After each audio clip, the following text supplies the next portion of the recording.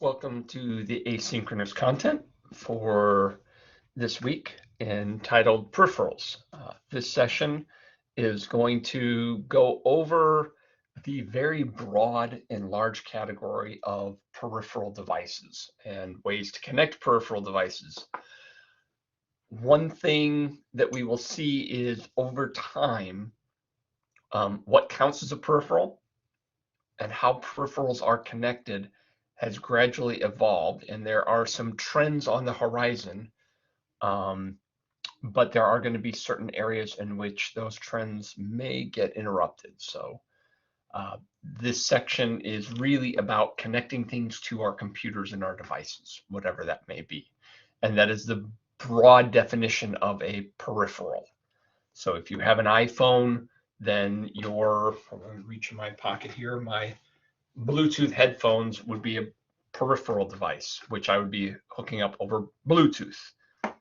But if I have the connector, the little converter, and I put that in my phone, now I can connect headphones using an 1/8" headphone connector. So all of those things end up being peripheral devices, and they can be connected in many, many ways. So we're going to start this talking about USB ports. Now, you guys have already seen USB ports. At this stage in the semester, you guys have already engaged them. You've seen where they're connected pretty much. You should know that not all USB ports are created equal by any stretch of the imagination. Today, we have 4. I believe it's still 4. I always run into this, and there's maybe another one that came out, but we have 4 standard USB ports: a 1.1, which really isn't used very much anymore, 2.0, 3.0, and 3.1. And 3.1 is a minor adjustment, but there are some changes in there about it and how it works. At the end of the day, you should just know that every time a USB port has been, like a new one has come out, things have gotten a lot faster. Really, when you go from 1.1 to 2, you're talking about it going about twice as fast. From 2 to 3, roughly twice as fast. 3 to 3.1, even faster. And you should also know that we also have the USB type C, which is more of a connector and less of a protocol. All right. So understand that if you have a USB cable in your house, right, and it fits into a micro, and you can connect it to something, if you've had that cable for more than, say, 5 years, you probably just want to get rid of it. Like, I have a bunch of USB cables hanging up on my wall here for whenever I need to do something. And I have one really, cable I've had for a while, which is a USB extender from back when they had things were really short. I believe this is a 2.0, so I'm not going to get really fast data transfer. But if I'm just connecting a microphone or some headphones or something, it's going to be all right. So understand that not all USB is created equal. And as a result, whatever you've got in that cable is kind of what you're stuck with. Almost all USB is built into the motherboard. I'm going to click that up. Almost all USB is just completely hardwired into the motherboard and connected in there. So you don't generally get like USB adapter cards or anything. You can. It's just by the time you want to put a USB adapter card in your computer, you probably need a new computer. But they do exist. So those PCI slots where we saw the sound cards and the video cards, those exist. If you've got a laptop, you're pretty much stuck with what you have. And that brings up the topic of those USB, like USB splitters, or multiple USB ports where you plug one in and you get 4 extra USB ports on it. If you're doing data transfer or information transfer, understand that you are then subdividing all of those elements up across those 4. So you're kind of watering everything down. Your USB-C in 3.1, I think, is like 10 gigabytes per second. It's pretty fast. So when you divide that by 4, you're still doing really good. But you should appreciate that your laptop is stuck with whatever you have because it's hardwired onto the motherboard. You should also know that, when you go to the stores and whatnot, sometimes you'll see really, really long cables, right? Those are really convenient. But there is a universal law in physics that in order to push a signal or electricity down a wire, that wire has a natural resistance, a pushback. So the longer the wire, the more delayed the signal, and the more power will be required to send the signal down that wire. So a longer cable isn't necessarily better. I know a lot of young people like, having those long cables so they can plug in anywhere and go wherever they want if they're out of power with their iPhone or what have you. But those cables aren't always the greatest idea. You never want more cable than you need. And that's just a general sound technician, techie person, sharing that. The more, when you have extra cable you're never using, like that 50-foot extension cord, that's fine when you're powering a drill and you've got 110 volts firing down it. But a cable that's super long when you're only sending 1 volt down it, which is generally what most USB are carrying, is like 1, 2, maybe a half volt. That's going to degrade in a hurry. So longer cable, less power. Now, you should know that that's a power relationship. You do have things that are high-speed USB. And understand that whenever you buy a USB cable, you're going to have several prongs, several connectors on there that are carrying data, and then 2 prongs that are carrying power.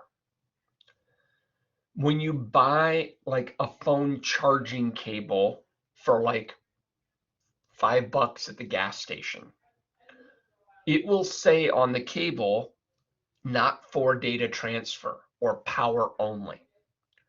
Because a USB cable, I believe, has 8 prongs on it. And I believe a USB-C is carrying 16. But all of them aren't wired. They can make those cables so cheap. You're like, well, Apple's ripping us off. They charge $20 for a cable, and I can get one at the gas station for $5. The quality of wiring inside those 2 cables is drastically different, which is why those ones you buy at the gas station or Walgreens or anywhere else for just charging tend to die. They don't hold up over time. And B, the Apple cable has 4 times as many connectors. So you do the math, right? If they can make a cable for $5 for the gas station and it just charges my phone, versus I get a cable from Apple for $20 and it also carries data and updates everything, that $20 cable has 4 times as many wires of a higher quality. It just makes sense. So you should know that not all USB cables are meant to carry data. So you really want to look at a cable when you're buying it, whether it's a charger only, which is what most people are basically using their USB cables for, like a charge pack, or if it's also carrying some data. You should also know that if you're charging your phone using your computer and you have one of those power only cables, it's missing the information lines that allow your phone to tell your computer or whatever it's getting a charge from how much power to give it. Without those other cables, other than the 2 for power, it's just getting a straight signal. So it's not discriminating, like it's not starting out charging really powerfully to top off your phone in a hurry, and then gradually as your phone gets more and more charged, decreasing the amount of power to a trickle charge so that your battery gets a really deep specialized charge for the way it needs to be. So just know that that data transfer is also useful when charging your devices because it communicates. And when you're just plugging into a wall, that's not necessarily happening. Now, why would we need data transfer? Well, one of the big reasons that you want a high-speed USB for data transfer is to have a secondary drive. We all pull the hard drive out of those computers. So if you wanted to put one of those hard drives in a case and plug it into your computer and then have an external drive, that would be really useful. For example, I know people, I don't, but I know people who, when their work machine is perhaps stronger than their personal machine, but they can't put games and stuff on their work machine, or it would crowd up their hard drive, so they can't do it. So they buy a secondary drive for a high-speed USB, plug it in, and they can run those games, or even some designers run other applications off that secondary drive. And they just use it like a removable hard drive, and when they don't need the program, they don't plug it in. Any kind of thumb drive that transfers data, and this is becoming a bigger deal. So like your SD cards, or the little, like the ones I gave you guys for the program, the amount of data and how quickly you can transfer that data is going to be limited by what kind of USB you have and the rate of transfer.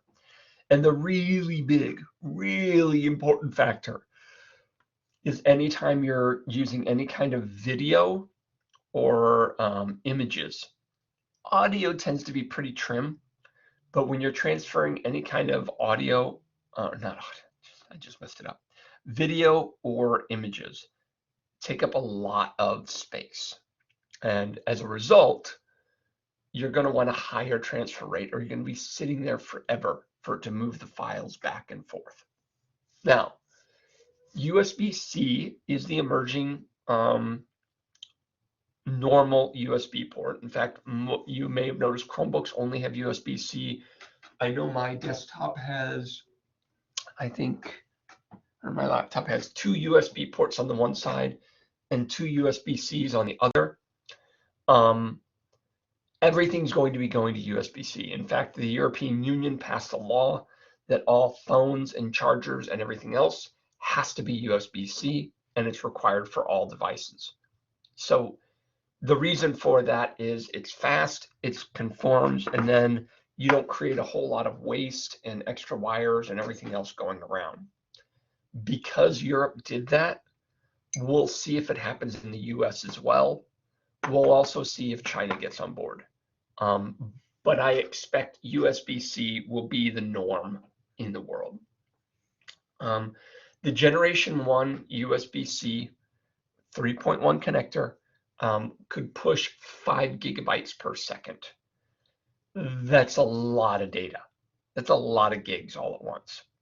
By the time they hit Gen 2, it was up to 10. And then the common tool used by Apple, which is the Thunderbolt, just so you get the comparison, was 40 gigabytes per second. So that's pushing a lot of information down there. And you can think, if you're using an external drive and you're editing video, then when you're saving that video and re-editing it and putting another video in and cut and pasting these huge files, 40 gigabytes per second is about what you need when you're pulling those huge files around. That's why those higher end specialty machines are really a lot more expensive. They're transferring data at just a rate that most of us don't ever need. And then there was another wire, was called FireWire. I don't know if I have one hanging here next to me, but all you need to know is FireWire is dead. It used to be an Apple kind of cable. It went through several iterations. They mainly used it again for video and still transfer, but FireWire is gone now. It has been superseded by Thunderbolt, and even the USB-C is way beyond it, which Thunderbolt is kind of a specialized USB-C. Now, USB ports, hubs, and power. And I kind of talked a little bit about this, but we're going to go a little deeper on it. In your computer, there are, generally in your operating system, there are 127 possible ports. Okay, Takun, what does that mean? That means the operating system can handle you having 127 USB ports connected to your computer, either daisy chained, adding things on, who knows what, all kinds of stuff. Most computers have somewhere between 4 to 8 built in. I shared that, like, my laptop has the 2 USB-Cs and the standard 2 USBs on the other side. When you want to add more ports, you use a hub. But every time you put a hub on, it requires more power.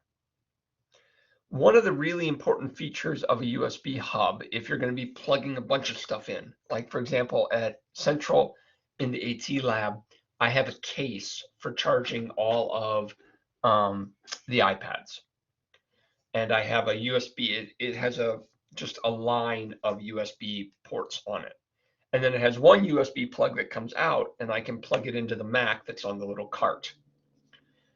With that setup, basically that one USB plug coming out can send information, although it's one USB, to all of those devices. The power for all of the devices isn't coming from the computer. It's coming from the power source. And as a result, I don't get any slowdown on any of that energy or information transfer. So it's really important when you buy a hub. It's really important and incredibly inconvenient, I might add, when you buy a hub, that it has its own AC power adapter, so you can plug it into power. Like the one I've got on my desk has a USB-C port that has a little lightning bolt on it, showing that that's where the power goes in. Now, if I plug my video card or my HDMI that I'm using 2 monitors on into that port, that's way more power than that little bitty hub can truly handle, and everything on my computer slows down. It just all comes to a grinding halt. And the hub wasn't built, I didn't buy a super expensive one. You get what you pay for. I went bargain, as I always do. And if I put my laptop's power into that hub, so much of the power gets carved off for the other devices that my computer just slows down. So it's really important when you look at these hubs and other items that you're really paying attention to power. Your cheaper products will not have a power slot. It'll just be a hub. And so, you know, all the information transfer is being carved out, all of the, power is being carved out, and it's just using the 1 amp that comes off of your port. Everything is kind of watered down. You could chain a whole bunch of hubs together and get 127, and your computer can keep track of them. But the rate of information transfer and the power needs of them is going to be a significant undertaking that most people don't ever really worry about. And then they wonder why things aren't going as well as they hoped. My framed video or my framed slide just changed. I'm going to have to reshare that as I go to the next one. Now, the next slide, we're going to just talk about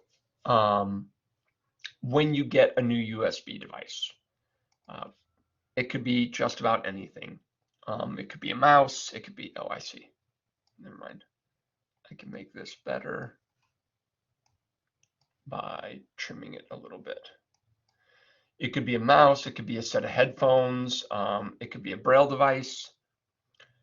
Anytime you get a new USB device, your computer needs to know who it is, who and what it is, really. And as a result, one of the first things that's going to happen with your computer is when you plug it in, it's going to try and figure out what your device is. I'm sorry, I'm having like just screen resizing drama here. There we go. So plug and play is literally the greatest invention ever for all of us. It means that we can plug in our device and it can be set up and everything can happen.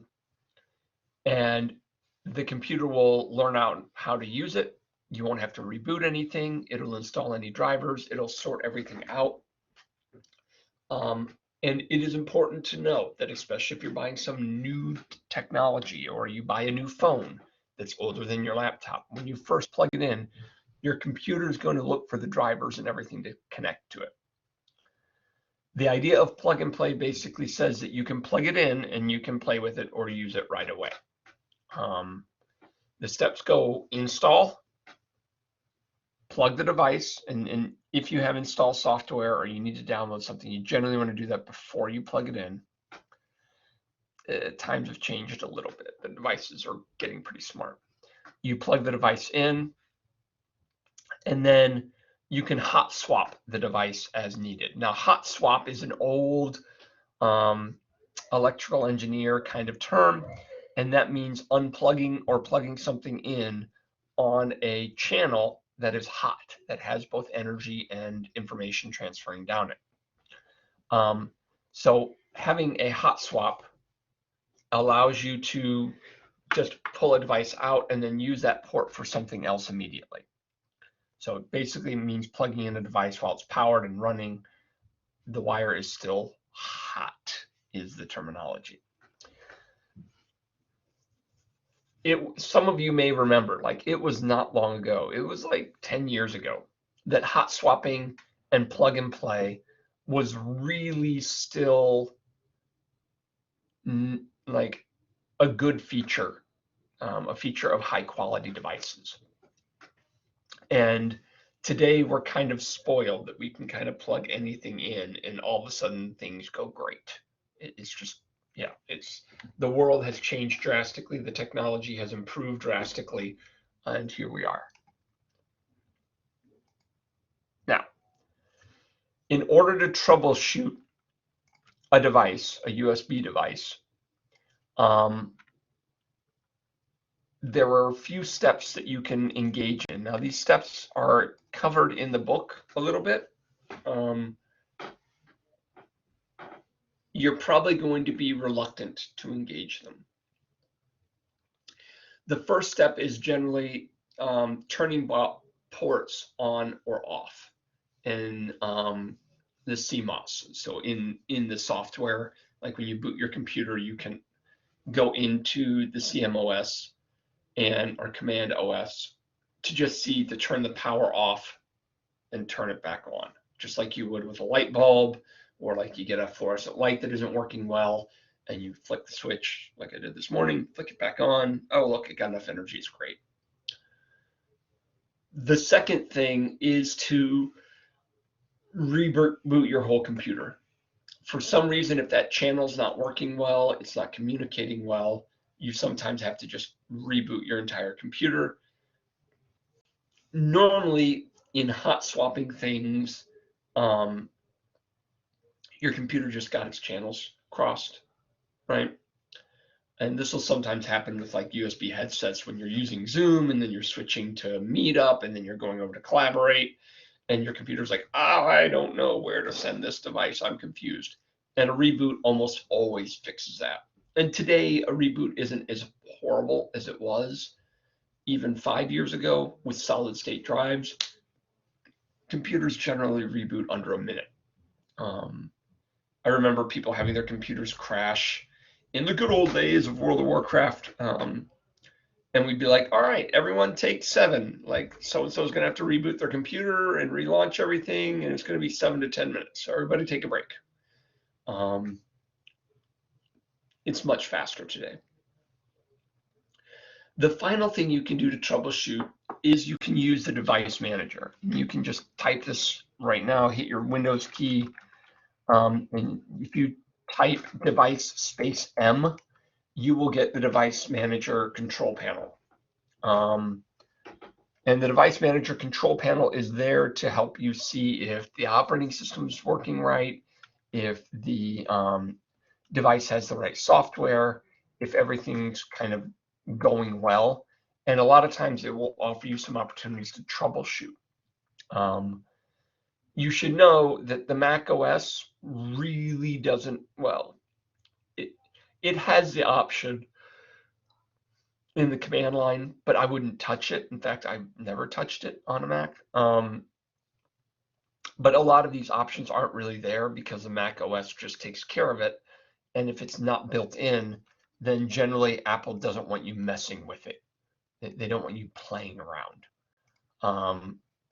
Generally on Windows and Linux, because those are generally for people that are doing programming and messing with their computer a lot more, you've got more options in that territory.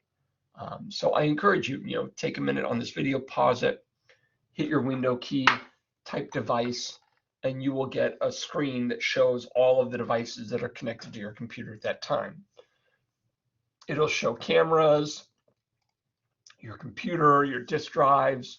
It'll list out all the firmware for different devices, your mouse, your keyboard, everything. It'll show you all the things that are, connected to your device. Like I can see I have, my wireless mouse in there, and I've got my touchpad. Like you can see everything in your computer that is a adapter or a peripheral device. So it's a nice thing to just go look at for a moment. And down at the very bottom of it will be the USB connector and serial devices. And so you can see how many different USB devices you have connected or have connected to your computer. My USB root hub is USB 3.0. And then I've got the two 3.1 ports that are the USB-C on the other side. So it's something you should look at and just know that it's there. Now let's talk about specific peripherals, like what are the tools that we have, and we're going to go through a list of tools here. And actually, I will probably I'll share it in the beginning of class this week. But there are some really neat game controllers and keyboards. But the first thing is keyboard. Like, how are you going to type? How are you going to enter information? Keyboards are important. And keyboards come in a lot of different styles, sizes. You can get a numpad keyboard. You can get customizable keyboards. There's a lot of tools and options out there. Then you get all of your devices that involve your pointers. And I say pointers broadly because I want to put both touchpad as well as mouse, and really any tool that allows you to manipulate the pointer on your screen in that category. And there are some pretty cool actual tools where you can just move your hand in space and cameras pick things up. If you guys have ever used a Wiimote or a Nintendo Switch, like there's some things like that work out. So anything that allows you to move a pointer on a screen for selecting tools, I put in the category pointers. Then you have all your storage devices. We've talked briefly about that. Touch screens have become more and more prolific in our world. You've got video game controllers, like I've got a couple right behind me. I've got a I think it's a PS5 controller that I use with my my son's drone, and also connect to my Mac. And I've got a Wii controller, which I've connected to my Mac, where I can play old Atari, 2600 games, like the games from way back when. So there's a large variety of game controllers. And you should also know many, if not most, AT devices identify as game controllers, because game controllers have the greatest number of flexibility and access to the operating system, and vice versa. Most game controllers identify themselves as AT devices as well, because the developers have learned that if you authorize the device as an AT device, as assistive technology, the operating system allows that controller to do more stuff. So a little crossover there. After that, we have image devices like scanners, cameras, all kinds of stuff. And then we have monitors, displays, screens, call it what you will, projectors. all ways of getting information off. Now, within the world of keyboards, your standard keyboard with the keypad is what most computers have. Most of your laptops are trying to crowd it into that confined space. But you should know that all of your keyboards as a peripheral can be specialized, can be customized one way or another. You can tell the computer to treat your keyboard as a Dvorak keyboard. Or you could tell the computer to treat your keyboard as the top row going across it is just alphabetical, A, B, C, D, E, F, G, H, I. And honestly, with a modern keyboard, it's pretty easy to take like a butter knife or something. I think butter knife, you don't cut things. And you can pretty much pop the keys off pretty easily. I'm just gonna, this isn't a butter knife, but I'm gonna go onto my keyboard, my USB or my wireless keyboard on my computer, and I'm just gonna try and pop off the key here. No, that one's being ornery. That doesn't want to come off. But most of them, one way or another, it's pretty easy to kick a key off and push it back on. It's normally like a plastic mounting. And if you change the keyboard, the way the computer talks with the keyboard, a lot of times you don't have to go spend $50 for a new keyboard. You can just pop the keys off and put them on in the right order. We don't talk about that a lot. We talk about, touch typing in the area of visual impairments as a prerequisite skill and everything, but we don't talk much about customizing the keyboard. And I think that's a conversation we should have more. I'm looking at a toy, trying to convince my father to buy it for my son for Christmas that we'll play with later, maybe in the spring if I get one. Then you have other keyboard add-ons like a numpad. You can get programmable gamer keypads. Like gamers don't want to carry around this huge keyboard, right? They're just using the keys in the upper left-hand corner generally, the Q, W, E, R, those 4 keys in the upper right-hand corner with the modifier keys. And so they'll buy a keyboard that's literally just a 5x5. And that way they have their mouse and keyboard right next to each other in front of them for ease of use. And the other thing we should also pay attention to is things like portable USB keyboards that are made of silicon.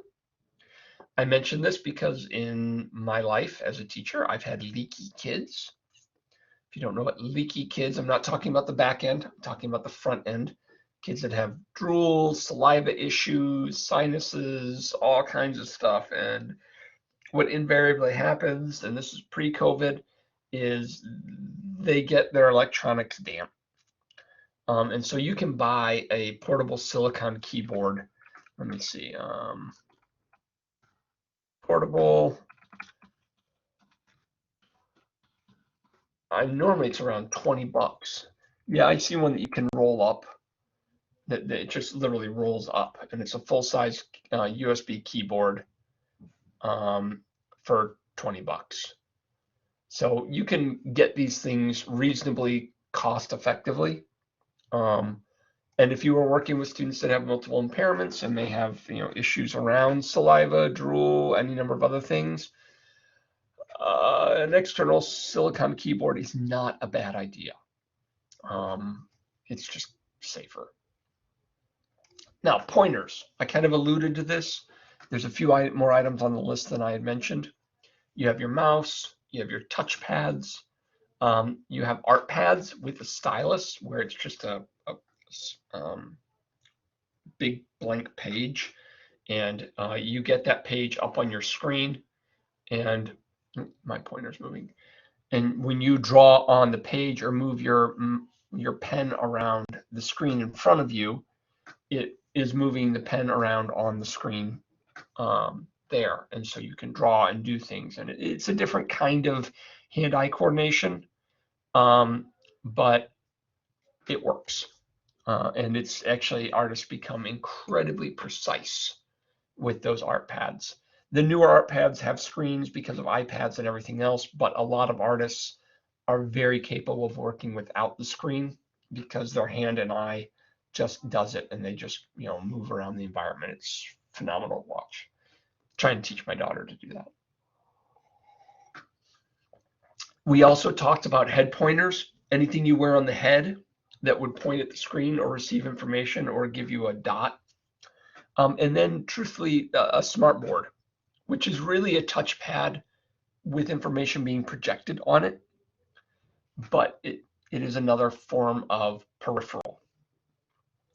I haven't seen as many smart boards out in schools, and I'm not sure about you guys, but I feel like they're losing the market to the touch interface TVs. And I feel like now smart is going into that direction as well. So, but that, and there are other companies out there, but we just all kind of call them smart boards, right? Now, storage. You have thumb drives, you have portable drives, you have external hard drives, and actually some drives, I've got one or two on my desk here, can also be daisy chained, which means you can plug one drive into one port, and then you can run another plug from that drive to another drive, and from that drive to another drive, and you can chain them all up. You should be aware, right, from what we talked about before. If you're trying to move information from 2 or 3 of those drives at once, and you've only got one cable connecting them, you're going to hit a bottleneck in terms of data transfer, unless you have a really lightning fast, 40 gigabyte USB connector or USB-C connector. So these storage devices are really handy. You can upgrade and expand your computer without paying a whole lot of money, but you really do need to pay attention to how you're connecting things and what connectors that you are using. You can also, just so you know, if you wanted to, you can run your entire computer from an external hard drive. Like I could take an external hard drive and I could boot my work laptop from that external hard drive, and that external hard drive could basically be the equivalent of an entirely different computer with an operating system and file folders and everything else. So you can run computers from a hard drive as long as you've properly formatted it and the computer knows it's a drive. There's some keys you have to hold down when it boots up to tell it to boot from that other drive. But that's actually a kind of cool trick. If there's something wrong with the hard drive on your computer or something's going wrong, you can sometimes find out if the motherboard and the processing chip and everything else is going well, and the problem's just the hard drive, if you can boot the computer from an external drive. And that can even be a thumb drive or an SD card that has that information on it. Although frequently computers won't let you boot from an SD, they just don't like it. But USB, normally it's fine. So you can diagnose a problem with the computer if you just have an external drive, and I did this for years. I think I gave it to my wife. I had an external hard drive that was formatted for the operating system, that it would run a Mac OS. And so when something was wrong with a Mac computer, I would just plug it in to whatever computer it was and boot from that drive. And then I would be able to see everything on the computer. I would be able to see everything on the drive as well. So there are additional options out there that we're touching on, but we're not going to go down the rabbit hole.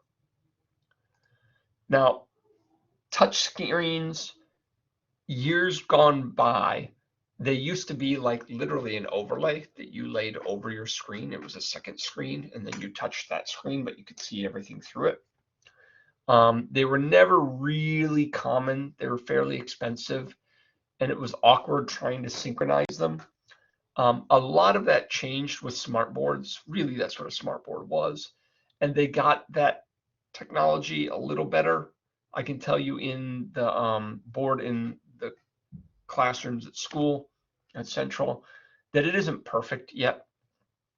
And unless you're talking about something like an iPad or a laptop with an integrated touch screen, it's always going to be a little janky. But we have now become far more comfortable with touchscreens just everywhere, all over the place. I still, when my daughter got her Nintendo Switch over the summer, it was a total mental block for me because it had controllers for me to remember that the screen was a touch screen and you could just touch the screen and do stuff too. It was just, my brain doesn't work that way. So you guys may have similar feelings. Like, I always forget that my laptop is a touch screen. I frequently forget that the Chromebook I have is a touch screen. Until I'm like, oh, wait, I can go to the next slide just by reaching out my hand and going, dink, dink, not really dink. Never mind, it's not doing dink. But I can do dink. There we go. Now, game controllers could be joysticks, game pads. A lot of them have the similar, as I told you before, permissions as switches, because the video game companies found out that if you call it AT, you get to do more stuff. But really what it is, similar to switches or anything else, is a custom bus device. It's a custom controller that has its own mapping of what it does, that maps onto the keyboard or other controls, completely unique and different from everything else. The buttons and controls generally are mapped to a standard QWERTY keyboard. There's generally some key you can press on a keyboard that is the equivalent to using a game controller, which means if you go into the settings for a game, there's almost always a keyboard map and a controller map. The keys have to be mapped in the application, otherwise it doesn't know what button you're pushing. Now, we will play with the device next term called a makey-makey. And a makey-makey is a programmable controller, pretty small, the ones we're going to use. We'll use the regular makey-makey, not the makey-makey Go, but it will be on your materials list for next term. You will need to buy one. And you will need to, develop something for it as a switch or something. Tools like makey-makey really strip down all the layers of the custom controller and everything and give you the bare bones of what's there. And whenever you are mapping it and designing it, you will see firsthand, okay, I want the student to press Y or G. With the makey-makey as a USB controller, you could technically create your own controller style mapping for screen reader use. In fact, I've never thought about that before. You could actually customize a PS5 remote for web navigation screen reading. You've got enough buttons, plenty of buttons. As you can see, when it comes to game controllers and switches and other devices, the limits are, well, there really aren't many of them, as long as you're playing with the right toys. Speaking of playing with the right toys, there was a toy that I just saw last week or a couple days ago, and I think it was called it was a 3D printed custom game controller. There it is, called the Azeron. So pretty interesting device. I have no idea how good it is, but it is intriguing, and I will flip up the screen share here for the sake of showing it. And of course, this is the sort of thing we expect from the world, that things are just going to keep getting more and more interesting. And you actually put your hand inside this device. It's got kind of a palm rest, and you see some orange nodules up above, and then there are switches and buttons all over the place. This is a fairly recent, it's like a $200 controller, but it's a fairly recent invention. And the joystick allows you to move the person. You can aim with your right hand, and then you can customize the controller so that all the little switches and buttons in the video Like every finger has 3 or 4 buttons attached. You move your finger up for one, pull it back for another, push it down for a third, and then I believe right or left has one for your pointer and your pinky. And so really, whereas your fingers would normally be sitting on the keyboard on like 3 or 4 keys, you're getting 3 keys out of all 4 of your fingers. So you're getting 12 keys just readily accessible, which is honestly what most games require. There's going to be a learning curve, right? Your brain is going to be a little broken the first time you try this, and you're going to suck at whatever you're doing for a while. But as we talk, with expertise, with training, with repetition, there are a lot of options here. And so you guys should just kind of keep your eyes out there. There's going to be more and more controllers that are allowing the person to just wear it or conform to the human body in very new and dynamic ways. This is just the beginning.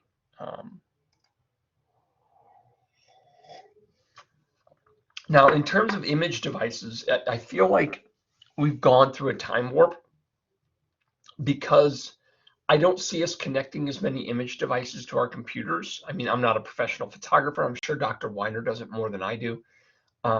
But some of those devices would be video cameras, still cameras, or devices that actually had like an SD card or something with an external video, or like a web camera. I have one camera connected, but I have multiple mics on mine. If you're doing video, you need to have a very good USB connection. You're generally going to have some form of driver installed to control that camera communicating. I don't think I've ever done video camera peripheral stuff with you guys. Yeah, because I upgraded my home Mac, and so I don't have the right cables for it anymore. But I used to have my own old like just camcorder on a tripod before I could do the screen share with my iPads, over top looking down, and I had it as a secondary camera into the operating system. It's still a very doable thing. Most of the time you would just use a webcam today. If you're using a still camera, there's almost always some form of custom software.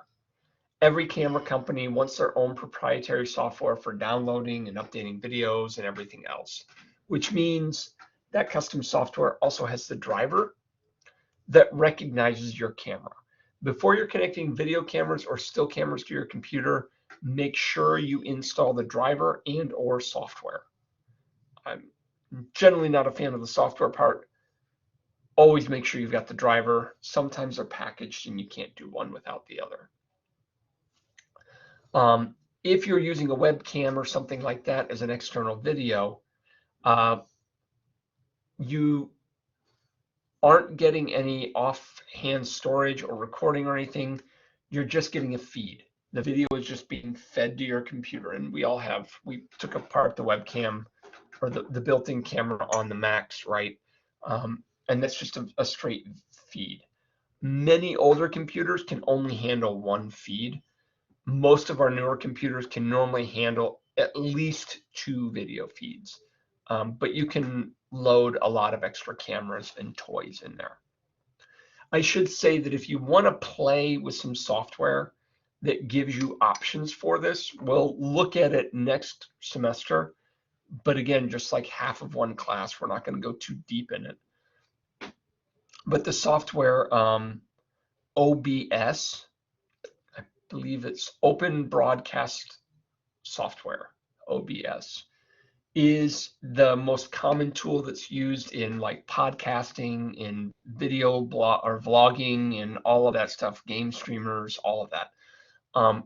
And that software gets you, in trying to set it up and some of the frustrations that come with it, you tend to get your hands a little more dirty with some of these options and some of these connections. It's just, if you want to teach yourself, or if you ever think that you might record training videos and want to splice together elements or capture screens or capture yourself, OBS is the place you want to be.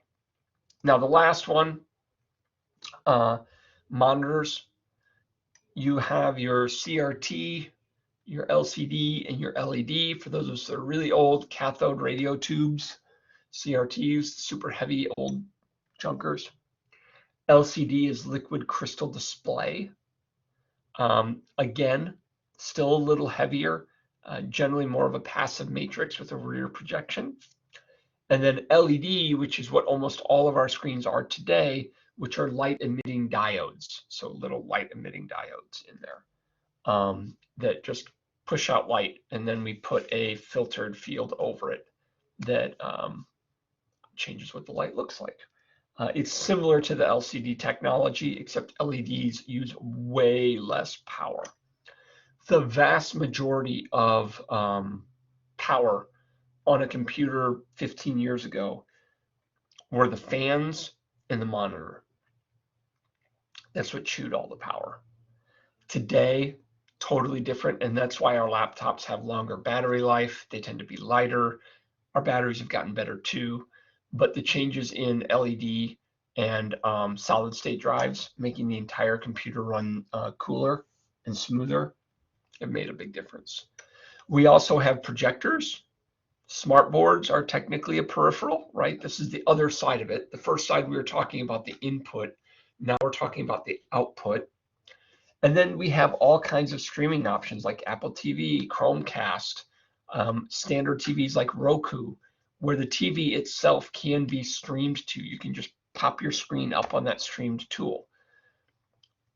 So the world of monitors or video output has changed drastically. And I think, you guys will have to let me know. We're getting close to the point at which we have to put VR goggles on this list, because they are definitely another peripheral output for video information, but they don't fit in that category of monitor nicely. I apologize, there's one more slide, but we've talked about this before. We've gone over it. You've got it in your reading, and those are flashcards. You have compact flashcards. Those are, they're not as compact as they used to be. But compact flashcards will generally hold something like a library on the old Braille note devices, or you may have a software dongle that you plug into your computer. And when you plug it in, then you can run that software. Megadots did this for years. I don't know if they still are. And then you have SD cards, which are called secure digital. And those come in several varieties: standard, micro, mini, getting progressively smaller. And at the end of the day, you also have your card readers and adapters. I recommend everyone get a SD card adapter of some sort. I'm looking and I don't have mine on my desk. Must be in my work bag. But having an SD card adapter is always going to be helpful. Generally, when you buy mini SD cards today, it comes with a micro or a standard SD card adapter that you just kind of slide it into and it changes it for you. But professionally, at some point, you're going to need the adapter, and it's a $10, $12, maybe $15 purchase. You generally want one that has mini, micro, and standard today.